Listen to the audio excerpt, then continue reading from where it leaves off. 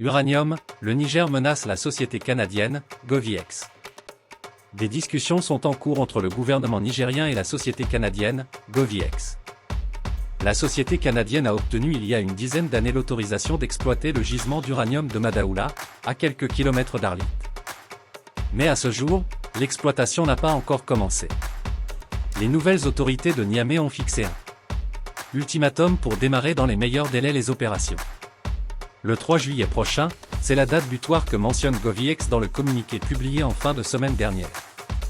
Selon la compagnie canadienne, les opérations sur le site de Madaoula doivent commencer d'ici à cette date, faute de quoi, l'entreprise risque de se voir retirer le permis d'exploitation qui lui a été accordé par les autorités nigériennes il y a plus d'une dizaine d'années.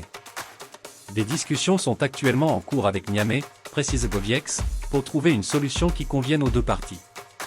La compagnie canadienne met en avant les retombées économiques pour le pays et la création d'emplois pour les jeunes de la région. C'est justement ce qu'attend la société civile d'Arlit.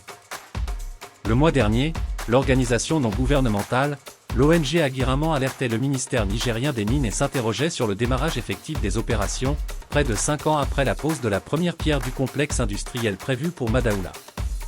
Un retard au démarrage qui agace au plus haut point les nouvelles autorités nigériennes. Rien, mais absolument rien, ne peut justifier la lenteur et la mauvaise volonté de la société canadienne qui met en avant la construction d'une route et une étude d'impact sur l'environnement. Aucun responsable nigérien ne l'entend de cette oreille. 10 ans pour ouvrir quelques dizaines de kilomètres de route est simplement un non-sens. Et voilà la société canadienne sommée de commencer immédiatement l'exploitation du gisement au risque de voir son contrat déclaré nul et non avenu.